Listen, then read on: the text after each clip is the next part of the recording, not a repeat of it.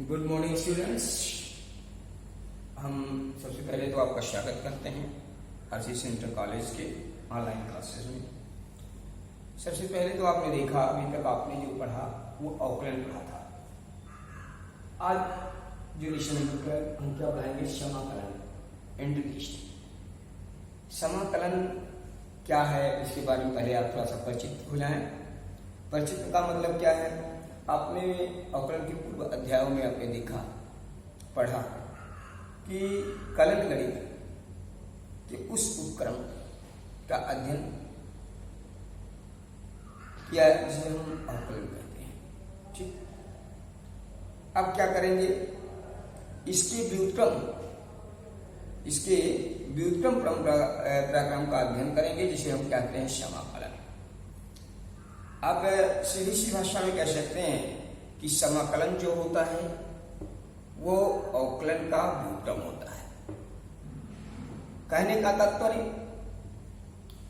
कि जो समाकलन जिसे किसी हम फंक्शन का, जैसे मान लीजिए आप f(x) का अवकलन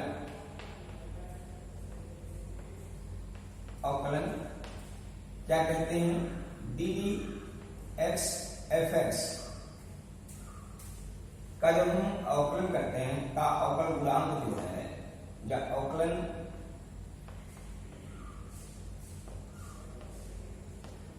क्या होता है, f(x). अब ये जो ये है किसी फंक्शन का अवकल गुणांक यानी अवकलन करते हैं। इसी का हम क्या करें, अगर हम ये कह दें कि इसका f(x) का समाकलन क्या हो जाएगा, समाकलन ये हो जाएगा f(x).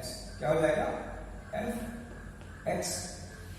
यानी कहने का तात्पर्य ये है कि अवकलन का जो है और इसका संकेत क्या होता है, समाकलन का संकेत क्या लीजिए,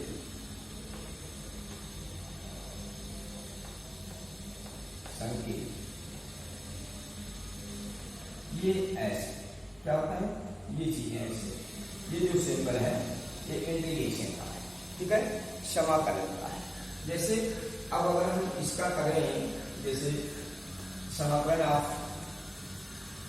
f(x) dx, ये हमारा हो जाएगा f(x). ठीक, बात समझ में आई। अब इसमें क्या है कि अवकल गुणांक, जब किसी फंक्शन का हम अवकलन करते हैं तो अवकल गुणांक होता है।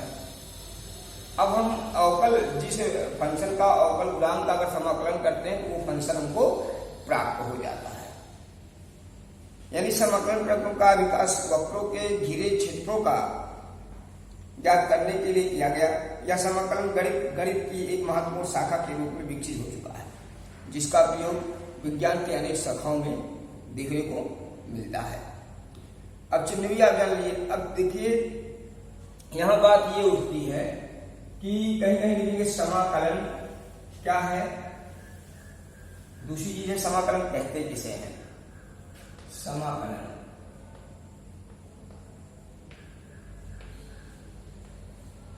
समाकलन किसे कहते हैं। ठीक, तो समाकलन का मतलब क्या है, किसी फलन का समाकल, किसी फलन का समाकलन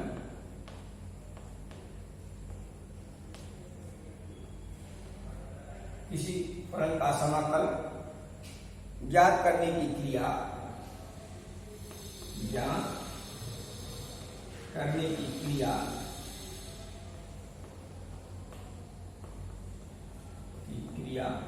को समाकलन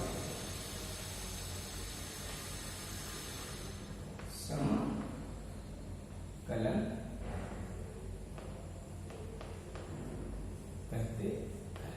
ठीक, यानी समाकलन क्या है, किसी फलन का समाकल ज्ञात करने की क्रिया समाकलन कहलाती है। जिस फलन का समाकलन किया जाता है समाकल लिखा है, समाकल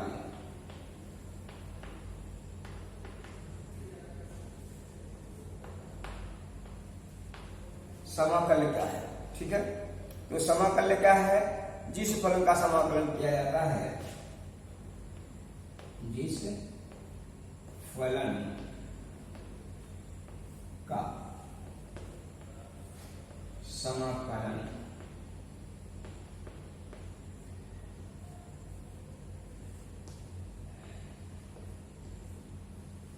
किया जाता है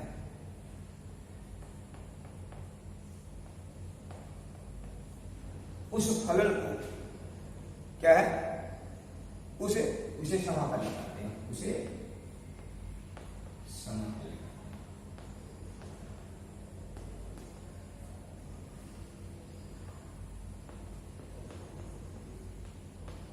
उसे समाकलन कहते हैं। ठीक है ना, ये बात समझ आई। समाकल और समाकलन क्या होता है, ये चीज आपने यहां से देखा।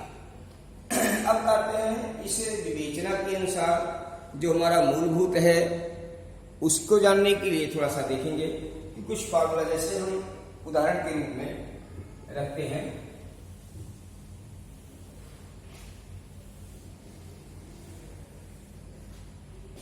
कहने का तात्पर्य है कि विवेचना से स्पष्ट, जैसे आपने लिखा कि ddx ये cos x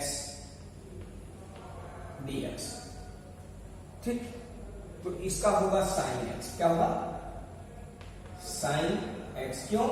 अब देखिए हम अगर हम ddx sin x का अवकलन करते हैं तो हमारा क्या होता है? cos x। ठीक, तो यहां cos x का समाकलन करेंगे तो हमारा क्या हो जाएगा? sin x।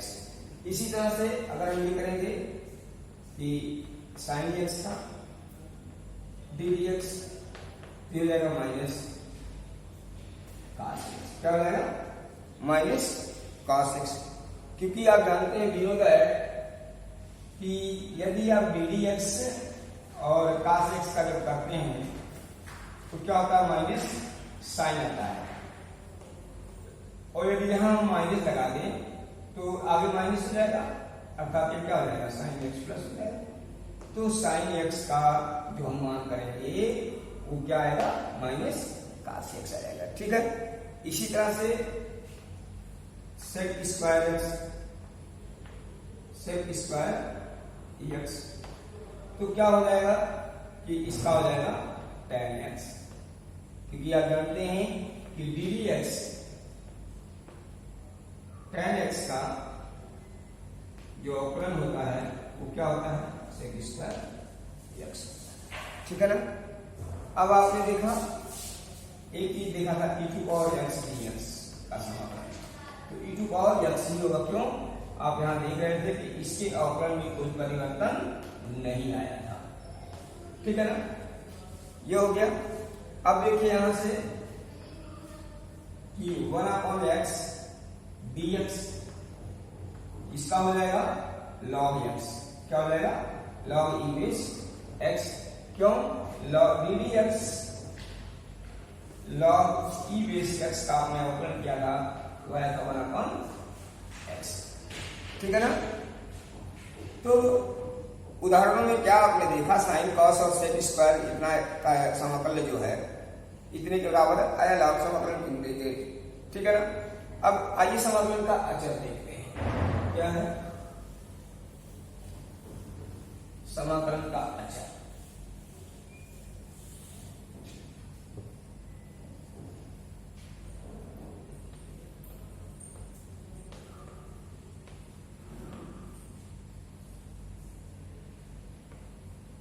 समाकलन अचर, ठीक।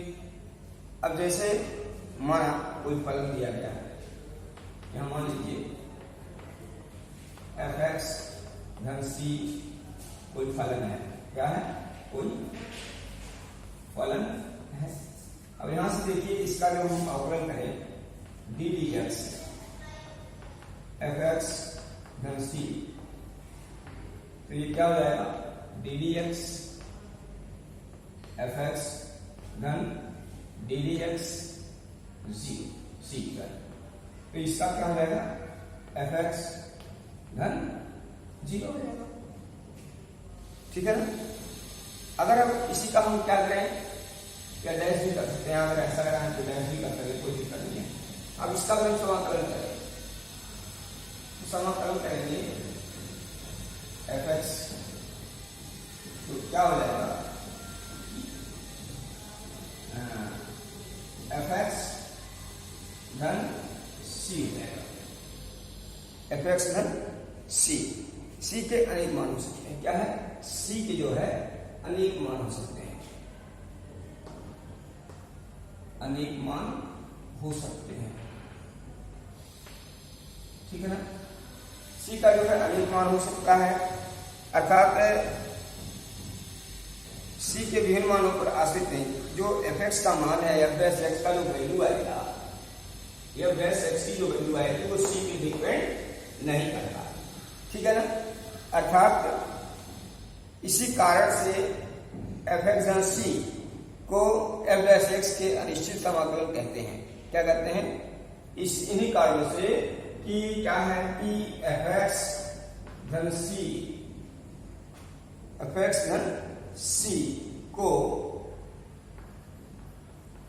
एफ डैश एक्स का अनिश्चित समाकलन कहते हैं। क्या कहते हैं, अनिश्चित समाकलन कहते हैं, समाकलन कहते हैं, ठीक है ना। तो ये चीजें आपको जानने के लिए अति आवश्यक है।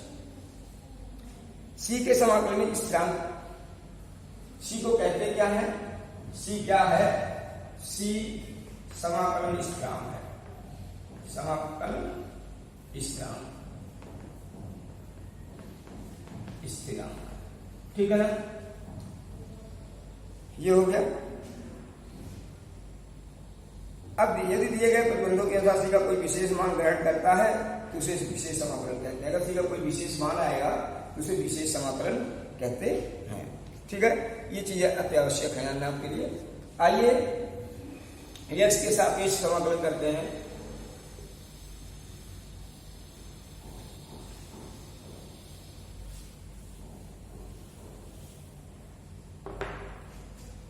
एक्स पावर एन का एक्स के सापेक्ष समाकलन,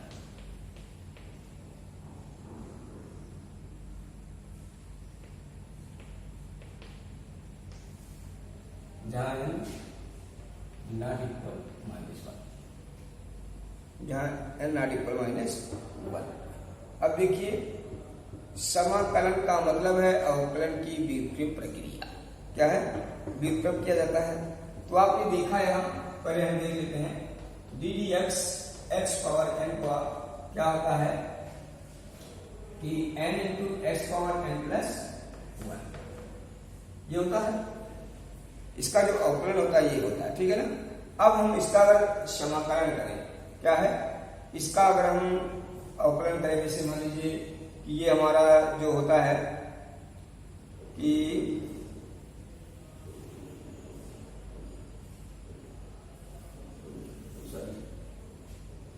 N into n minus 1, n minus 1, ठीक है। घात घटती है। अब यहां से घात काटने का मतलब क्या है कि अगर हम ये चीजें, अगर यहां ये कर दें कि d d x, x power n plus 1 का समाकलन करें, ऑपरेट करें, तो ये हमारा आ जाएगा एन प्लस 1 और एक्स की पावर एन हो जाएगा, ठीक है। ये हमारा हो गया। अब इसी को हम ऐसे भी लिख सकते हैं, बिलोंग है, हम ये करना चाहें कि ये हमारा यहां से, चलिए ये हम करें अगर, तो हो जाएगा क्या कि x power n equal d d x, x power n बटे एन प्लस 1, ठीक। इसको ऐसे भी कह सकते हैं। अब इसका हम समाकलन जब करें, इसका जब समाकलन करेंगे और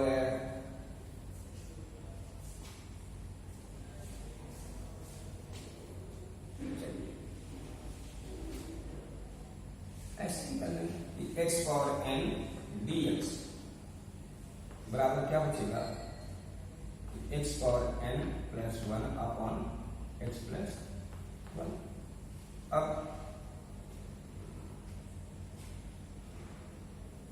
चलो dx, अब यहां से समाकलन करेंगे एक्स पावर एन और dx, तो हो जाएगा कि इसका जो करेंगे कि x power n d d x upon n plus 1।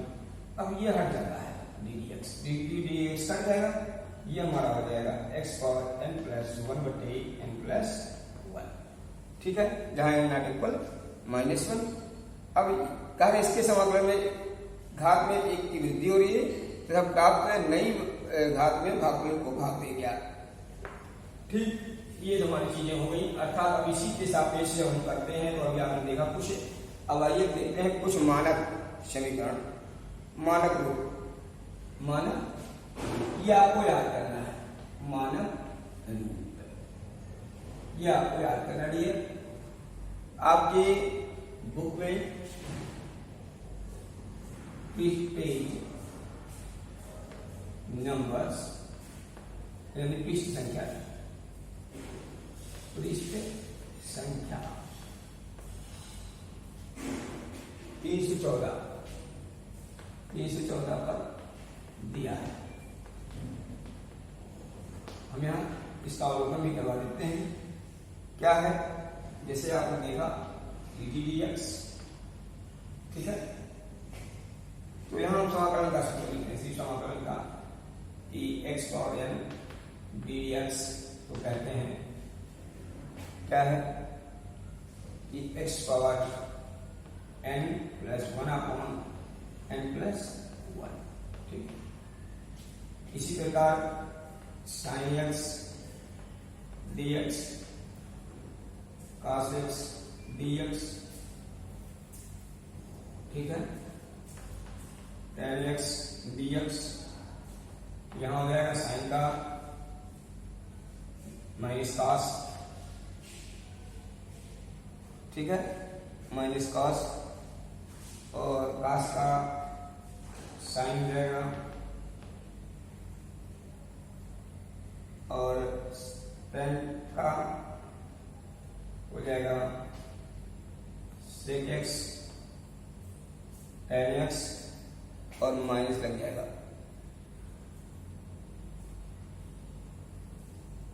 tan x का क्या हो जाएगा कि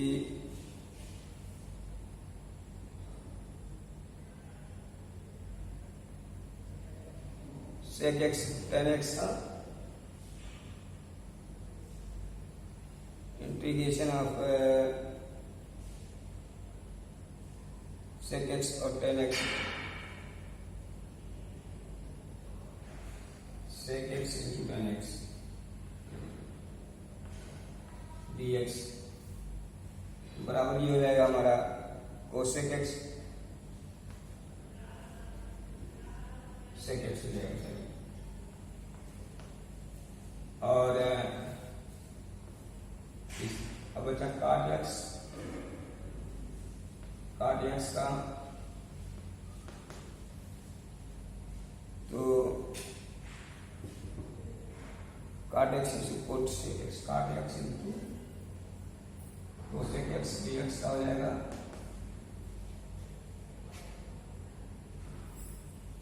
minus cosec x, cosec x, और cosec स्क्वायर x का, cosec स्क्वायर x का, sec स्क्वायर x का, ठीक है, cosec स्क्वायर x का माइनस cot x, और इसका हो जाएगा tan x,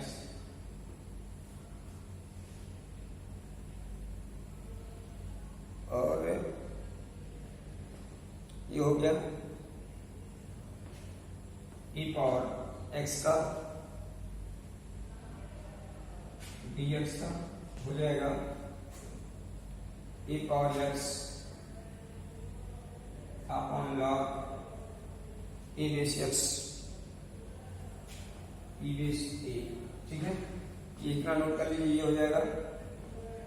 आगे भी हम चल रहे हैं, चलिए यहाँ लिख देते हैं। तो अभी आपने देखा e टू पावर x का e to power x 1/x dx का log की बेस x, ठीक है। अब देखिए ये आ गया 1/√1 - x² dx का साइन इनवर्स x, और माइनस लगा रहेगा तो cos inverse x -1/√1 - x² dx का cos इनवर्स x, ठीक। अब देखिए मिटा रहे हैं,